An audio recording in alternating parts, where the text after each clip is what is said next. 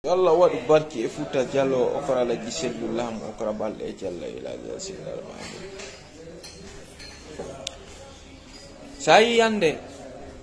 pullo Fouta hendaki lamu ha hande pullo lamike Sénégal lamike Bissau hande ɗo onno menentela Sarlon pullo woni vice président.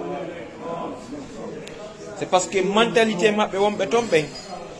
hakkille mabbe den e gande mabbe den e gande wonbe be kameden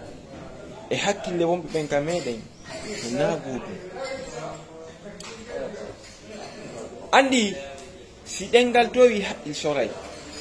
depuis en 1958 la Guinée taw do e hetto indépendant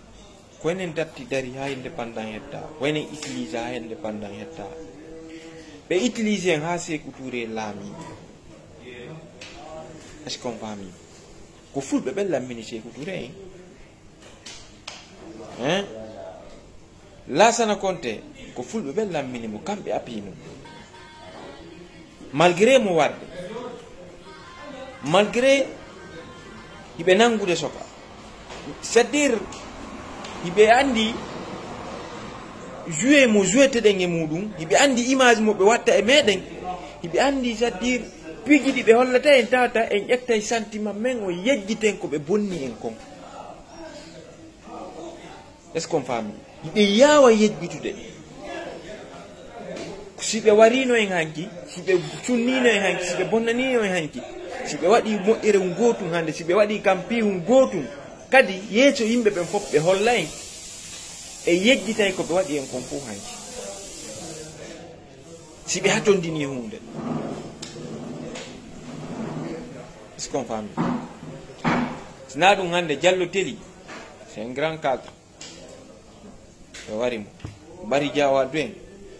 kambaro ala wondo perdi adna mo hewti pullo Fouta nder lasana konte ko fulbe ben appuinomo ombe joginomo hay bayo nangama o jogama ko fulbe ben liberimo ambe wonno poa makko est-ce qu'on fami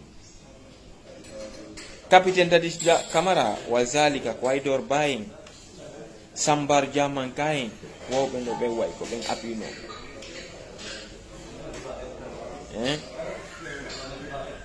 Mamadi Doumbouya ko jalika horeji fulɓe no ton cadre ji militaire ji jogiiɗi mo ton nini wonɗimo appeyide sandin ɗon haren jomɓe renversino bawuri en wari ɗo no mélange ude en c'est à dire ko lefol ngol en sali taƴude ngo par ce que ko woni wadde kon fof ko yeeso men ɗi belle image ji ɗi yiyo ton ɗo Mamadi Doumbouya no waɗa koko c'est à dire mo faala lamade o guti pouvoir o wandi ko non gu pouvoir wandi c'est-à-dire yimbe makko ben ko woni laamade kon ko woni salade immingol be salade hadde be immo ko des milliards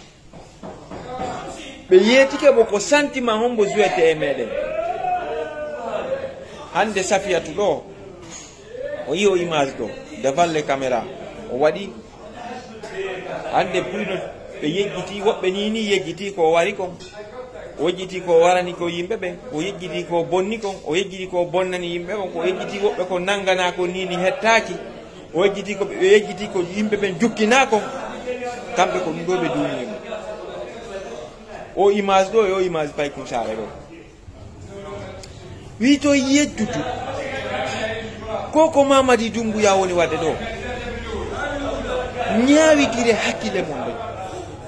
jentorolla hakkil analyse ron hakkil do don takso don andon pellet o neddo do ko windido e l'armée français o pourvali o yimmi wari la Guinée do so laami do ko non force spéciale créé o fi fulbe ben parce que ko kambe wonno l'intention be waday coup d'état en baatike enen RPG pendant des années mawɓe maɓɓe hande ko pay koye RPG koye wonde pirdude ko RPG mawɓe ngiwi RPG to go so ɓe ngari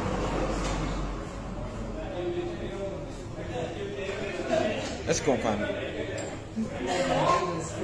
mais ko laamu maɓɓe ko wi kasa mbuɗari kasalo hein sina ɗum Mamady Doumbouya simo faala o waɗay ko waɗa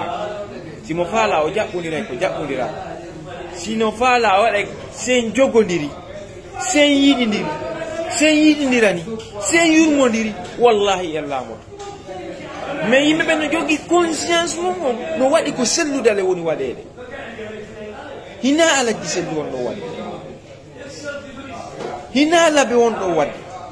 hina dalaba on ɗo wadde hina leluma hina koye hina telimile hina maali yembere hina mamum hina pita hina jibinande Fouta Djallon ko hoore mo wonɗo wadde koko wonɗo wadde koko wonɗo wadde ɗo ko hoore mo wonɗo wadde ɗe gayɗe ɗe wonɗon jasde ɗo ko hoore mo wonɗon ɗe jasande Mamady Doumbouya si pullo Fouta laamike koko Mamady Doumbouya woni wadde ɗo waɗa e baba ɗum hande hiɓe inni si pullo Fouta laamike hiɓe jogii piiji ɗi fof enen ko ɗum hettotay honɗum hettotay yimɓe no ara keria sentiment ji piiji goono toon bordo baddaji o yejjiti ka ɓiɗɗo bajjo wara piihu gotu c'est-à-dire kum welkumma ɗo ka yitere ma e ka wonkimma yejjiti bonnereji le temedere waɗaɗi no satti meɗen awa hinno mo wonno yimɓe si Doumbouya ƴetti lagine fof o ki goɗɗo si selludale lama ma pullo Fouta o yimmoto ka pouvoir